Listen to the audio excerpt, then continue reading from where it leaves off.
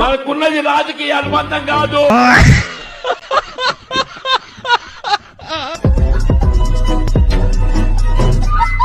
शांत कराइए, बीच में ना बोले. शांत नहीं, जलेबी भाई को आपको बुलाते हैं लोग. प्लीज, तुम तो बिना पैंट के बैठते हो, पूरे कपड़े नहीं पहनते हो. तुम क्या आप तो दलाल हो, आप तो पत्रकार रह के दलाली करते हो. आप बखला गई दिल्ली बखला गई. ट्रांसफर नहीं हुआ है यंग इंडियन को. सारा का सारा ऐसे यंग इंडिया का बरनौल लगाइए, चली हुई है. कहां से पकड़ के लाए इसको? अरे नहीं, फिर से गली आप प्रेम जी कंट्रोल, प्रेम जी ना शांत रहिए. आप बाल की खाल निकाल रही हैं कि सरकार 125 दिन काम देने की बात कर रही है, 100 दिन नहीं. कौन होती है सरकार ये मना करने वाली कि 60 दिन तक आप वो नहीं कर सकते? आप लेबर सप्लाई करने का काम कर रहे हैं प्राइवेट लोगों को. पर 15 दिन में भुगतान हो जाएगा. पहले भुगतान ही नहीं हो पाता था, मिलती थी माकूल कीमत, छोड़िए मजदूरी नहीं मिलती. जय श्री राम दोस्तों, आज का वीडियो बड़ा ही मसालेदार होने वाला है, इसलिए आप वीडियो को पूरा देखें. और यदि चैनल पर नए हैं तो प्लीज चैनल को सब्सक्राइब करना बिल्कुल ना भूलें. तो चलिए देर न करते हुए वीडियो की शुरुआत करें. तो चलिए शुरू करते हैं. अभी मजा आएगा ना भिड़ो. अदालत ने संज्ञान लिया होता तो इस मामले में गांधी परिवार को आरोपी के तौर पर तलब किया जा सकता था. अब ऐसा नहीं होगा. सोनिया गांधी और राहुल गांधी दोनों बेल पे बाहर है. Accused number 1 Sonia Gandhi, accused number 2 Rahul Gandhi. तीसरी बात जो बड़ी है, इस मुकदमे को खत्म कराने के लिए सुप्रीम कोर्ट तक सोनिया गांधी गई. मेरे हाथ पे ये आदेश है. और सुप्रीम कोर्ट ने कहा प्रथम दृष्टया ये धोखाधड़ी, जालसाजी, 420 चीटिंग का मुकदमा दिखता है, इसलिए हम राहत नहीं देंगे. बड़े खतरनाक लोग हैं क्या? तो मेरा पहला तथ्य स्थापित हो गया कि जो धोखाधड़ी, जो देश से इन्होंने कहीं ना कहीं गद्दारी करी है, करप्शन किया है, वो मुकदमा आज भी चल रहा है. और जो पवन खेड़ा कह रहे थे गैंग्स ऑफ गांधीनगर को बदनाम करते हैं. पूरा भारत तो ये कह रहा है डकैत of Italy, dacoits of Italy, ये है ये लोग. क्योंकि इनकी बेल गाड़ी है. सोनिया गांधी भी बेल पे, राहुल गांधी भी बेल पे, रॉबर्ट वाड्रा भी बेल पे. आशा कर रही थी कि वरिष्ठ अधिवक्ता जी कुछ लीगल बातें करेंगे, कुछ लॉ सम्मत बातें करेंगे, कुछ ढंग की बातें करेंगे, लेकिन वही व्हाट्सएप के फर्रे. थोड़ा डिसअपॉइंट हुई. आज तो थोड़ी तैयारी से आना चाहिए. एक जगह नहीं 10 जगह अपील करे, एक जगह नहीं 10 और एफआईआर फाइल करे. देश को समझ में आ गया कि प्रतिशोध की, बदले की भावना से पॉलिटिकल विंच हट की कितनी गंदी राजनीति बीजेपी कर रही है ईडी के माध्यम से. जब नेहरू जी ने एजेएल शुरू किया तो 5000 शेयर होल्डर्स थे. 5000. कुछ सोच के किया होगा ना उन्होंने कि किसी एक की उसमें वर्चस्व नहीं चलेगा. लेकिन जब आप यंग इंडिया लिमिटेड खोलते हैं तो क्या सोचकर 38 यानी लगभग कितना हो गया? 76% सोनिया गांधी और राहुल गांधी के पास. क्यों? मैं नहीं बताऊंगा. अगर आप ही की आर्गुमेंट को मैं लूं, और मैं कॉर्पोरेट जगत को थोड़ा बहुत समझती हूं, फाइनेंस बहुत जबरदस्त किया है, तो भूषण स्टील को जब टाटा स्टील को बेचा जा रहा था एनसीएलटी में, सरकार की एनसीएलटी में, तो फिर क्यों कन्वर्जन कर दिया गया और सारा शेयर टाटा स्टील के पास क्यों चला गया? ये तो कॉर्पोरेट ट्रांजैक्शन था. यहां पर तो नॉट फॉर प्रॉफिट ट्रांजैक्शन किया जा रहा. अच्छा, हमको सिखा रिया है. और यहाँ पर पूरा भूषण स्टील टाटा स्टील का मामला नहीं है. तो भूषण स्टील टाटा स्टील दो कॉर्पोरेट्स की बात नहीं है भाई. क्यों नहीं है? अरे डेट टू इक्विटी कन्वर्जन है. अरे भैया, गौरव जी जवाब बात है. आपको ये आर्गुमेंट मानना पड़ेगा. आप लोग ना समझे वो अलग बात है. आपको ये आर्गुमेंट मानना पड़ेगा. चलिए अंजना जी शांत कराइए. तो कैसे गलत आर्गुमेंट दी जाते हैं. कह रही है 2015 में मिस्टर कटोच ने कहा कि इस तरह से कार्रवाई हुई और ये नहीं होनी चाहिए थी. मैं 2016 में सुप्रीम कोर्ट का ऑर्डर लेके बैठा हूं. सुप्रीम कोर्ट ने कहा प्रथम दृष्टया ये है धोखाधड़ी, इसलिए केस चलेगा. बीच पे ना बोले. शांत कराइए, बीच पे ना बोले. शांत कराइए. आपने अपनी पूरी बात कही. उनको नहीं, जलेबी भाई तो आपको बुलाते हैं. ये बड़ी अच्छी बात कही आप. हरियाणा में आप जलेबी तो बना रही थी. तो मैं हमेशा टाइम देखती हूँ कि कितनी देर के बाद ये शुरू होगा. प्लीज, तुम तो बिना पैंट के बैठते हो. तुम क्या बेवकूफी की बातें कर रहे हो? तुम पूरे कपड़े नहीं पहनते हो. तुम क्या आप तो दलाल हो, आप तो पत्रकार रह के दलाली करते हो. आप बखला गई दिल्ली बखला गई. झूठा कौन? कांग्रेस की प्रवक्ता. बिना पढ़े लिखे चर्चा में कभी ना आना. क्योंकि बीच में ना बोले. अंजना जी बीच में ना बोले. बीच में ना बोले. कोई बात नहीं. की बातें करते हैं अधिवक्ता. तो आप कैसे, वो तो सारी दुनिया जानती है. आपको कॉर्पोरेट की भी थोड़ी बहुत समझ नहीं है. यहाँ पर कहा गया एसेट ट्रांसफर हो गए. एसेट ओजीएल का ट्रांसफर नहीं हुआ है यंग इंडियन को. सारा का सारा एसेट यंग इंडिया के पास ही है. टॉपिक अधिवक्ता होकर महामूर्खता की बातें कर रहे हैं. बरनौल लगाइए. सवाल यह है कि जब नेहरू जी की नाम पर योजना को आप ही की सरकार में बदल करके गांधी जी के नाम पर किया जा सकता है, तो क्या वो सनक थी? प्रेम शुक्ला पूछ रहे हैं, क्योंकि प्रियंका जी का सवाल था कि नाम बदलने की सनक समझ से बाहर है.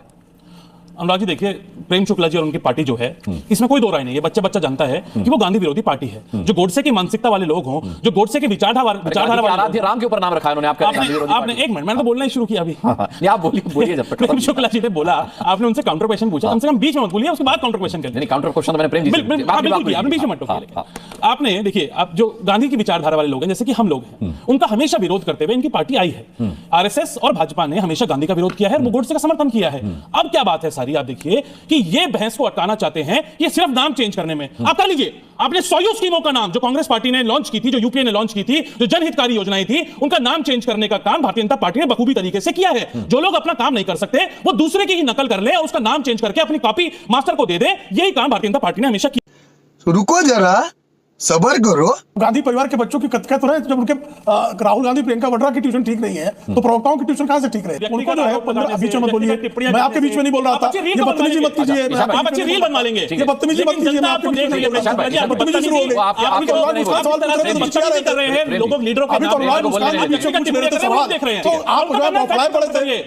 अनुराग मुस्कान जी काउंटर बताइए, बंगाल के जो मजदूर हैं उनको बकाया बमक रहे थे आप, हजारों करोड़ रुपए का बकाया दे रहे हैं, उनका पूरा कर रहे हैं। बताइए इस बात को।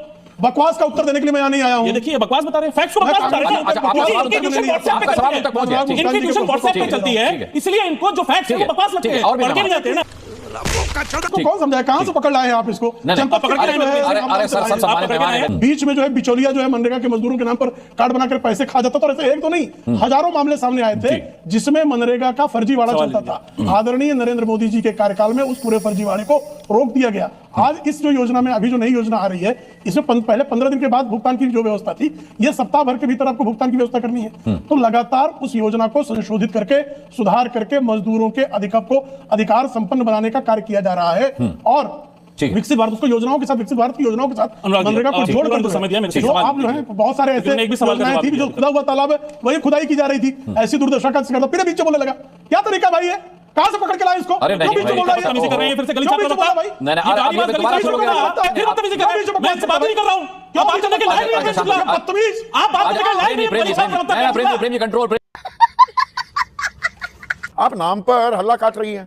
100 दिन काम मिलता था, 125 दिन काम मिल जाए। और एक थकान आ गई थी मनरेगा में, उसमें नई ऊर्जा लाने की कोशिश अगर सरकार कर रही है, उसे वेलकम करने के बजाय आप जी महात्मा का नाम हटा दिया, ये तो महात्मा विरोधी हैं। वहां तक गई सुई आप। नाम बदलने की बात नहीं, और उस पर मैं 30 सेकंड ही बोलूंगी। महात्मा गांधी के नाम से तो इन लोगों को दिक्कत होगी, ये तो गोडसे के उपासक हैं। ये सिर्फ नेहरू से थोड़ी चिढ़ते हैं, तो गांधी से चिढ़ते हैं। और अब समझ में आ गया कि इस बार तो इन्होंने सुभाष चंद्र बोस को, रविंद्रनाथ टैगोर को, बाबा साहब अंबेडकर को, बाबू राजेंद्र प्रसाद को, किसी को नहीं बख्शा। इस बार तो वंदे मातरम के डिबेट में इन्होंने कॉन्स्टिट्यूशनल असेंबली के और सीडब्ल्यूसी के सारे मेंबरों को घेरा। तो इनको गांधी से हमेशा से दिक्कत रही है, गांधी के नाम से, महात्मा गांधी के नाम से दिक्कत है। लेकिन नाम नाम बदलने से या नाम रखने से, मैं आप 30 नहीं, पूरा वक्त लीजिएगा सुप्रिया, पर नाम बदलने या नाम वही रखने से बेरोजगारी की समस्या मिट गई क्या? ग्रामीण भारत में राम राज्य आ गया? ये बड़ी अच्छी बात कही आप। मनरेगा जो है वो डिमांड बेस्ड स्कीम है। जब कोई डिमांड करेगा काम का, उसको काम दीजिएगा, उसका भुगतान केंद्र सरकार राज्य के माध्यम से करेगी। अब वो डिमांड हटा दी गई है। अब अगर फंड खत्म तो काम खत्म, ये बात समझनी जरूरी है। मतलब आप ये कह रही है, एक मिनट, सुप्रिया, आप ये कह रही है मनरेगा में एक कोई भी ग्रामीण काम मांग सकता था जाके सरपंच से कि भाई मुझे काम दो, मुझे काम चाहिए। अब काम नहीं मांगा जा सकता, आप ये आरोप लगा रही है? जी नहीं, जी हाँ, जी हाँ, नहीं, जी क्या क्या कहना क्या चाह रहे हैं भाई आप? बिल में लिखा हुआ है, ये बिल में लिखा हुआ है। मनरेगा एक डिमांड के आधार पर एक स्कीम थी जिसका भुगतान केंद्र सरकार, तभी तो सर्ज होता था ना मनरेगा में। जब ऐसा टाइम होता था जब बाकी कहीं पर मजदूरी नहीं होती थी, तो मनरेगा में सर्ज होता था, क्योंकि लोग वो काम मांगते थे और थोड़ा आवंटन ज्यादा बढ़ाना पड़ता था। अब यह है कि जो आवंटन होगा उतना ही काम मिलेगा। अगर आवंटन का बजट खत्म तो काम खत्म। सरकार लोगों से कह रही है काम का इंतजार करो। तो 125 दिन कैसे देगी? आप बाल की खाल निकाल रही है कि सरकार 125 दिन काम देने की बात कर रही है? 100 दिन बात तो सही है। बिल्कुल बाल की खाल नहीं निकाल रही हूं, बिल्कुल बाल की खाल नहीं निकाल रही। कुछ चीजें बता दूं फिर आपके सवाल का जवाब दूंगी। क्योंकि आपने 125 दिनों का जिक्र किया। जो नया बिल है उसमें साफ तौर से लिखा है कि मौसम के नाम पर 60 दिन का काम नहीं मिलेगा। यह एक अनिवार्य कंडीशन लगाई गई है। सरकार लोगों से कह रही है काम मत करो, कमाओ मत, इंतजार करो। नहीं, वो तो अच्छी बात है ना। ना सुप्रिया, जो कटाई बुआई का खरीफ और रबी का मौसम जो होता है, उस वक्त अगर मनरेगा का काम चल रहा होता है गांव देहात में, मैं गांव देहात से ही आता हूं, वहां पर मजदूरी की इतनी बड़ी विकराल समस्या हो जाती है। आज की तारीख में गन्ना कट रहा है तो एक पुड़ी काटने के 50 रुपए लग रहे हैं, 50-55 रुपए, क्योंकि मनरेगा भी उस वक्त चल रहा होता है। तो उस वक्त मनरेगा या अब विकसित भारत जी राम जी थाम दिया जाए, वो तो अच्छा है। क्या बढ़िया था गुरु। निर्णय हम और आप बैठकर स्टूडियो में करेंगे, यह निर्णय सरकार करेगी कि मजदूर के पास चॉइस होनी चाहिए कि नहीं होनी चाहिए। इस कानून के माध्यम से मजदूर से उसका सम्मान, उसकी चॉइस छीनी जा रही है। अगर वो सार्वजनिक सरकारी काम करना चाहता है तो कौन होती है सरकार ये मना करने वाली कि 60 दिन तक आप वो नहीं कर सकते? आप लेबर सप्लाई करने का काम कर रहे हैं प्राइवेट लोगों को। इसका मतलब यह है सीधा तौर पर, मुझे आप बताइए, ये सरकार का काम है लेबर सप्लाई करना प्राइवेट पार्टीज को, प्राइवेट लोगों को? अरे भूमिहीन किसान है, भूमिहीन मजदूर है, अगर उनको ज्यादा कहीं पर मिल रहा है वहां पे काम करेंगे, उनकी चॉइस होनी चाहिए ना। द चॉइस टू लेबर तो मजदूर के हाथ में होनी चाहिए, सरकार निर्धारित करेगी उसकी चॉइस टू लेबर क्या होगी। मेरा पूरी तरह से मानना है इसमें सरकार का कंट्रोल, केंद्र का कंट्रोल बढ़ाना होगा। मजदूरी भी अब शर्तों, मतलब आप कह रही हैं मजदूरी भी शर्तों पर होगी, मजदूरी भी शर्तों पर होगी, आप काम मांग नहीं सकते, पर 15 दिन में भुगतान हो जाएगा। पहले भुगतान ही नहीं हो पाता था, भुगतान के लिए तरसता रहता था, जिससे अपनी मेहनत की माकूल कीमत नहीं मिलती थी। माकूल कीमत छोड़िए, मजदूरी नहीं मिलती। अच्छा अब तो बाल भी सफेद होने लग गए हैं, तो अब मैं युवा नेता नहीं रहा, मुझे लगता है। नहीं, हमारे देश में जब 55-56 साल के युवा नेता हो सकते हैं तो आप तो अभी सिर्फ 37 साल के हैं। इस वजह से ये तमगा मैं आपसे नहीं छीनना चाहूंगी। पार्टी है जो 3 बैगन वाली, क्या है आपका पद, क्या है इसमें? हम युवा नेता हैं। 55-56 साल के युवा नेता हो सकते हैं। मुझे क्यों तोड़ा?